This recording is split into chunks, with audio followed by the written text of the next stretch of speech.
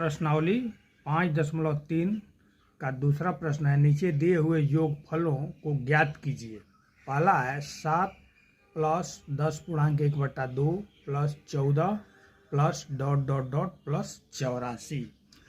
इसमें हमें ये पता नहीं चल रहा है कि 84 कौन सा पद है, तो हम सबसे पहले 84 को ज्ञात करेंगे कि यह कौन सा पद है और फिर इन श्रेणी में दिए गए अंकों का योगफल निकालेंगे। इसके पहले प्रश्न संख्या 1 को अपलोड किया जा चुका है, विद्यार्थी इसे भी देख लें। प्रश्नों को अच्छी तरह से समझने के लिए आप लोग वीडियो को पूरा देखें। यदि किसी तरह की परेशानी है तो कमेंट्स में ज़रूर लिखें, क्योंकि आप लोगों के कमेंट से ही हमारा हौसला बढ़ता है। यहाँ पहला पद बराबर, ये पहला पद होता है तो ये हो गया 7, सर्वांतर ये हो गया, किसी भी पद से दूसरे पद को यानी 10.1/2 से 7 को घटाएंगे या 14 से 10.1/2 को घटाएंगे तो अंतर बराबर ही आएगा। तो हम दूसरे से पहले को घटा रहे हैं, यानी 10.1/2 माइनस 7 बराबर ये हो जाता है 7/2। मान लिया कि अनुक्रम में पदों की संख्या बराबर n है, तो nवां पद ज्ञात करने के लिए सूत्र होता है a plus n minus 1 into D.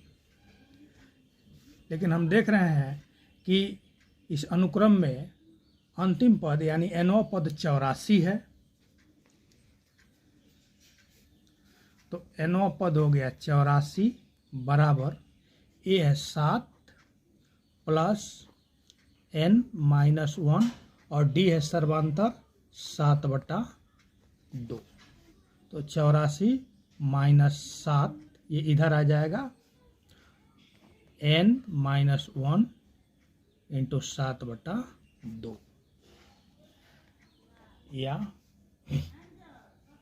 84 में से 7 घट जाएगा तो 77 बराबर n माइनस 1 इंटू 7/2 या n माइनस 1 बराबर 77 गुणा 2/7।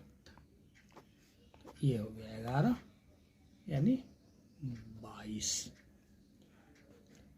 इसलिए n बराबर 22 और प्लस 1 बराबर 23, यानी 84 जो है वह 23वां पद है। तो n हमें 23 प्राप्त हुआ, अर्थात इस अनुक्रम में कुल 23 पद हैं। इसलिए 23 पदों का योग बराबर,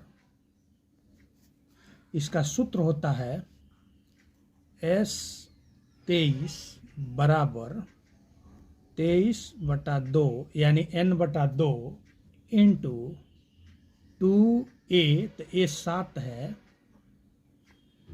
प्लस n माइनस 1 यानी n 23 है, इंटू d, तो d यहाँ पर 7/2 है। तो 23/2 इंटू 14 प्लस 23 में से घटेगा 22 गुणा 7/2 हो गया 11। तो 23/2 इंटू 14 प्लस 11 में 7 से गुणा कर दिए तो 77, यानी 23/2 गुणे 14 में 77 जोड़ देंगे तो 91।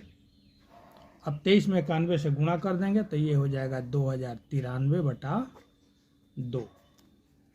अब इसे पूर्णांक तोड़ देंगे तो 1046.1/2 2। यहाँ दूसरा का सेकंड है 34 प्लस 32 प्लस 30 प्लस 10। तो यहाँ पहला पद है 34 सर्वांतर 32 माइनस 34 बराबर -2। मान लिया कि अनुक्रम में कुल पदों की संख्या बराबर n। तो nवां पद बराबर a plus n minus 1 into D. तो nवां पद यहाँ दिया हुआ है 10, तो a है 34 और n माइनस 1 और d सर्वांतर है -2।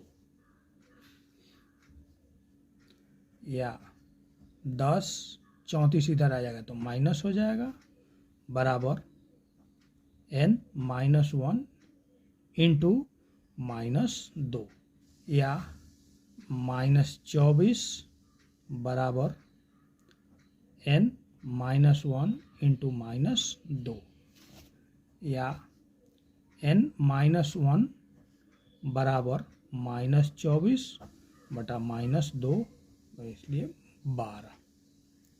इसलिए n बराबर 12 प्लस 1 बराबर 13। यानी इस अनुक्रम में कुल 13 पद हैं।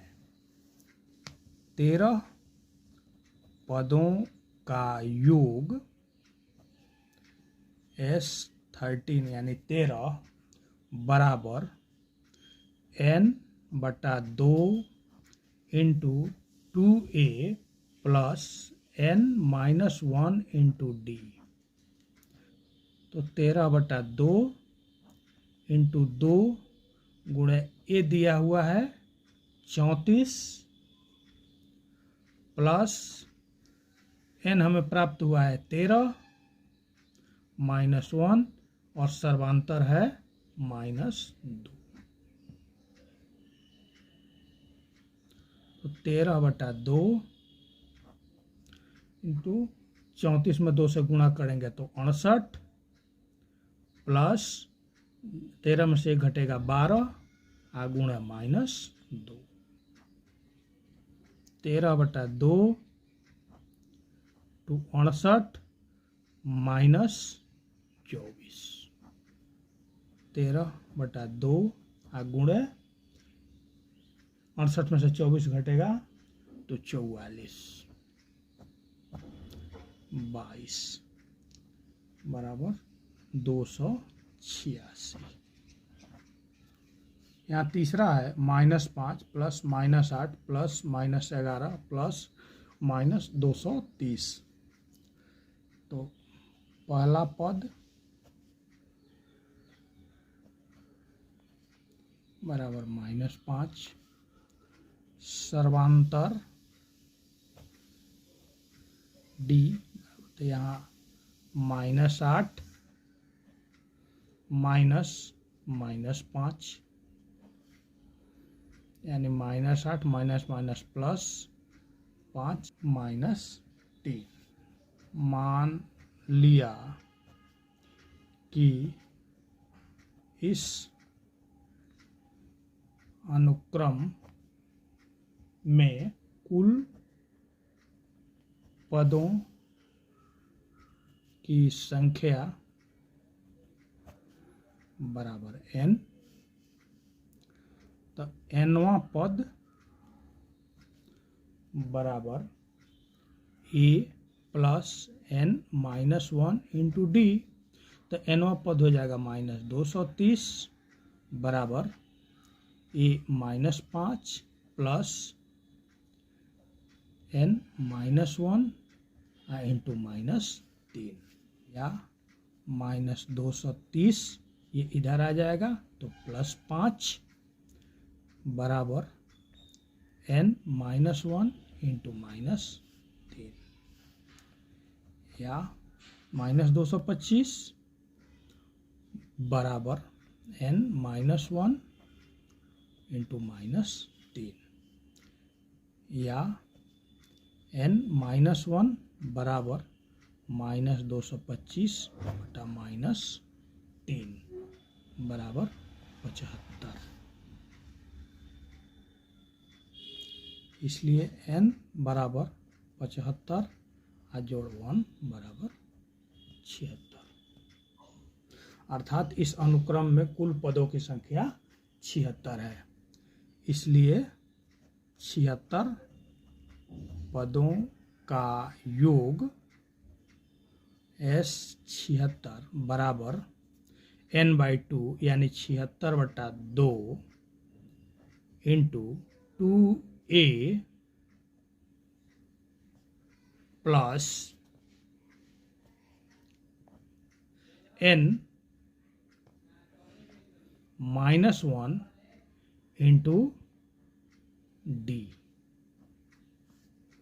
76/2 इंटू -10 प्लस 76 में से 1 घटेगा तो 75 गुणा -3,